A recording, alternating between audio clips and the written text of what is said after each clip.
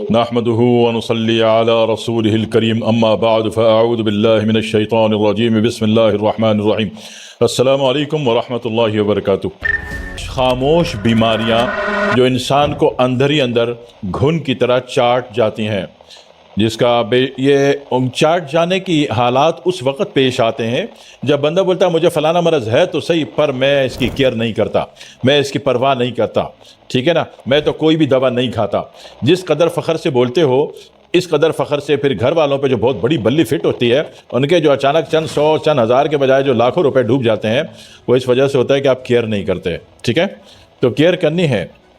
اور یہ 5 بیماریوں میں سمجھ لیجئے کہ پہلی بیماری جو ہے وہ ہوتا ہے آپ کا بلڈ پریشر،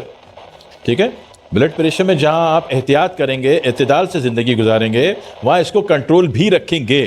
نہیں تو بی پی شوٹ کر جائے تو دیکھو یہ آپ کا نیورو کمانڈ کو ڈسٹرب کر سکتا ہے، کوئی نہ کوئی رگ نس پھاڑ سکتا ہے، فالج دے سکتا ہے، ایک بات۔ دوسری بات یہ کہ یہ شوگر کی طرح یہ بھی آپ کی آنکھوں کی، اچھا شوگر تو آنکھ کو سلو پوائزن گلاتی ہے نا آنکھوں کو، یہ گلاتا نہیں ہے، یہ ہو سکتا ہے آپٹک نرو یا آنکھ کی کسی شریان کو، رگ کو، نس کو پھاڑ دے، ٹھیک ہے۔ تیسرا بلڈ پریشر، میں پریشان نہیں کر رہا ہوں، یہ نہیں سمجھنا کہ ایسا ہو جائے ویسا ہو جائے، میں صرف یہ علامتیں بتا رہا ہوں کہ کیئر کرنی ہے، کیئر لیس نہیں رہنا ہے، اس کو نمٹانا ہے۔ تو کس سے نمٹانا وہ آپ کی مرضی، آپ کے جس معالج پر بھی آپ کو اعتبار ہو، اعتماد ہو، بلیو ہو، نہیں تو آپ کے خاندان کے کوئی بڑے ہوں، بزرگ ہوں، ان کا مشورے سے، نہیں تو آپ کے کسی قریب میں کوئی قاری صاحب ہو، حافظ صاحب ہو، عالم صاحب ہو، مفتی صاحب ہو، مجتہد ہو، امام ہو، علامہ ہو، ان کے حضور میں قدموں میں بیٹھ جائیے، مشورہ کر کے اس کو نمٹائیے۔ اکثر لوگ سمجھتے ہیں کہ علماء کو دواؤں کا علاج کا نہیں پتا، ایسا نہیں ہے۔ علماء نے صحیح بخاری باب الطب پڑھی ہوئی ہوتی ہے، ان کو بنیادی مسائل کا ادراک ہوتا ہے، ٹھیک ہے۔ آپ ان کے قدموں میں بیٹھو گے، پوچھو گے تو وہ بتائیں گے نا، بیٹھو گے نہیں، پوچھو گے نہیں تو بتائیں گے کیوں؟ پھر باقی تو ہر جگہ پہ ٹیسٹ کرائی جاؤ اور دوا پہ دوا کھائی جاؤ، ٹھیک ہے۔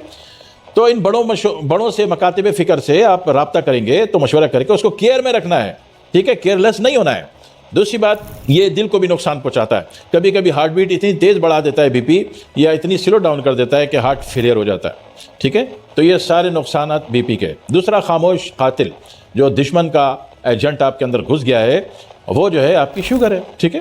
شوگر کو بھی کیئر کرنی ہے، نہیں کہیں کہ جی میں کیئر نہیں کرتا، میں تو جو چاہوں کرتا ہوں اور یہ وہ، تو آپ اپنا تو نہیں کیئر کرتے ہو، پھر گھر والوں کے اچانک بہت بڑا صدمہ دینے کا ذریعہ بن جاؤ گے خواہ مخواہ میں۔ تو شوگر کا بھی علاج کریں گے آپ، ہربل سے کریں، ہومیو سے کریں، آپ کو جس سے آتا ہے اس سے کریں، کوئی اللہ والوں کے طریقے سے کریں، کوئی روحانی علاج کرتا ہے اس سے کریں، ٹھیک ہے۔ ایسا نہیں ہے کہ میں بی پی شوگر تو ہے لیکن میں تو کوئی کیئر نہیں کرتا، میں تو جو چاہوں کھا لیتا ہوں، اتنے بڑے فن خان آپ نہیں ہیں، شوگر کی پاور آپ سے زیادہ ہے، آپ کی پاور اس سے کم ہے، ٹھیک ہے۔ تیسرا مسئلہ ہوتا ہے کانسٹیپیشن کو لگتا ہے جی کچھ بھی نہیں ہے، ٹھیک ہے، 3 دن بعد چلا جاتا ہوں، 5 دن بعد چلا جاتا ہوں، کوئی مسئلے والی بات تو نہیں، بات ہے۔ کانسٹیپیشن ایک تو خشکی بڑھائے گا پورے جسم کی، دوسرا دماغ کو تنگ کرے گا، ایون کہ آپ tension, depression, anxiety, frustration, panic attack, hyper tension, panic attack میں آ جاؤ گے، ٹھیک ہے۔ تیسری بات یہ ہوتا ہے کہ کانسٹیپیشن آپ کے ایسڈ کو ڈپازٹ کرتا ہے، ایسڈس نہیں بولا، جو سرمایہ ہوتا ہے،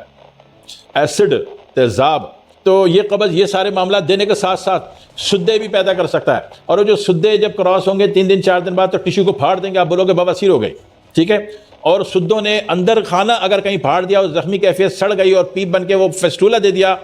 تو زندگی بہت مصیبت میں آ جائے گی۔ لہذا قبض کو کبھی بھی ہلکے میں نہ لیں اس کو، ٹھیک ہے۔ 3 باتیں ہو گئی۔ چوتھی بات یہ ہے کہ آپ کو آئے دن بخار ہوتا تھا، آپ کا تو بخار ہوتا ہے میں پیناڈول کھا لیتا ہوں صحیح ہو جاتا ہوں، غلط فہمی ہے آپ کی۔ اگر یہ بخار آپ کا کسی وائرل سے آیا تھا، یعنی کہ ملیریا سے آ گیا تھا، چکن گنیا سے آ گیا تھا، ٹائیفائڈ سے آ گیا تھا، تو یہ آپ کی ہڈیوں کو کھوکھلا کرے گا، ہڈیوں کو کمزور کرے گا، اس کے جوڑ جوائنٹ کو کھا جائے گا، ایون کہ اتنا بھیانک آسٹیو یا آرتھرائٹس یا دونوں، آسٹیو آرتھرائٹس دونوں ہو جائیں گے کہ آپ ہڈیوں کو کہاں سے ریپیئر کرتے پھرو گے؟ کون سی ایسی ایلفی ملتی ہے کہ سوراخ کر کے آپ نے ہڈیوں کو بھربھراہٹ کو ختم کر دیا؟ دوا کھانی پڑے گی نا، تو لمبا خرچہ ہو گیا، ٹھیک ہے۔ تو بہتر ہے کہ بخار کو جب تشخیص ہو جائے کہ بخار ہے اور میں نے 2 کھیرے 3 کھیرا کھا لیا، ٹھنڈا دودھ پی لیا اور جناب علی پھر بھی نہیں اتر رہا، پھر بار بار آ رہا ہے، ہر تیسرے دن دوسرے دن گرتا ہے پھر آتا ہے، تو مطلب ہے کہ ٹائیفائڈ کا یا ملیریا کا یا چکن گنیا کا بخار ہے جو بار بار ہڈیوں میں بیٹھ گیا ہے، آپ کو ایسی دوا دی گئی کہ سپریس ہو گیا، تو اس میں بھی محتاط رہنا ہے، اس کی بھی کیئر کرنی ہے، ٹھیک ہے۔